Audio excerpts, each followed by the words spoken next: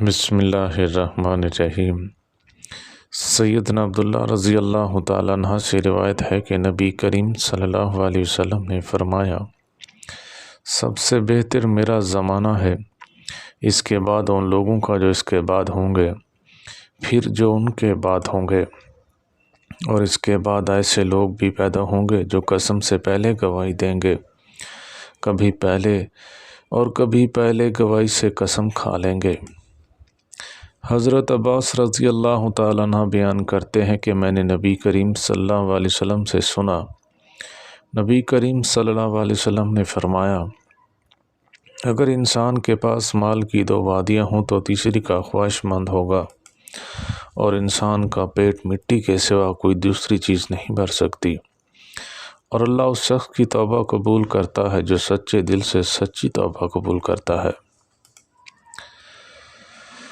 سیدنا مقداد بن اسود کہتے ہیں کہ رسول اللہ صلی اللہ علیہ وسلم نے فرمایا، روئے زمین پر اینٹوں والا گھر بچے گا نہ خیمے والا، مگر اللہ تعالیٰ اس میں کلمہ اسلام کو داخل کر دیں گے۔ یہ عزت والے عزت کے ساتھ ہوگا یا ذلت والے ذلت کے ساتھ ہوگا۔ اس کی تفصیل یہ ہے کہ اللہ تعالیٰ بعض لوگوں کو اس طرح عزت دے گا کہ ان کو اہل اسلام بنا دے گا، اور بعض لوگوں کو اس طرح ذلیل کرے گا کہ وہ بالآخر اس کے مطیع ہو جائیں گے۔ سیدنا عروہ سے مروی ہے، وہ کہتے ہیں نبی کریم صلی اللہ علیہ وسلم کا انتظار کر رہے تھے۔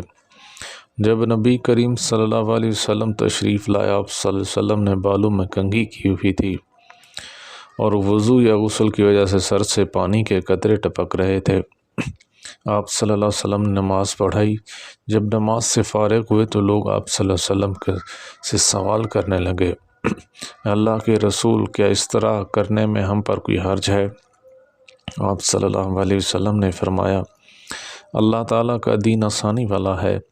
آپ صلی اللہ علیہ وسلم نے یہ جملہ 3 مرتبہ ارشاد فرمایا۔ سیدنا تمیم داری کہتے ہیں کہ رسول اللہ صلی اللہ علیہ وسلم نے فرمایا، یہ دین وہاں تک پہنچ جائے گا جہاں تک دن رات پہنچے ہوئے ہیں۔ اللہ تعالیٰ اینٹوں والے یا خیمے والے کسی گھر کو نہیں چھوڑے گا، مگر عزت والوں کی عزت کے ساتھ اور ذلت والوں کی ذلت کے ساتھ اس میں دین کو داخل کرے گا۔ عزت اس طرح کہ اللہ تعالیٰ ان کے ذریعے اسلام کو غلبہ اور عزت دے گا، اور ذلت اس طرح کہ اللہ تعالیٰ کفر کو ذلیل کر دے گا۔ سیدنا تمیم درامی کہتے ہیں، میں نے عزت و ذلت والے اس طرح معاملے کو اپنے گھر والوں میں دیکھ لیا۔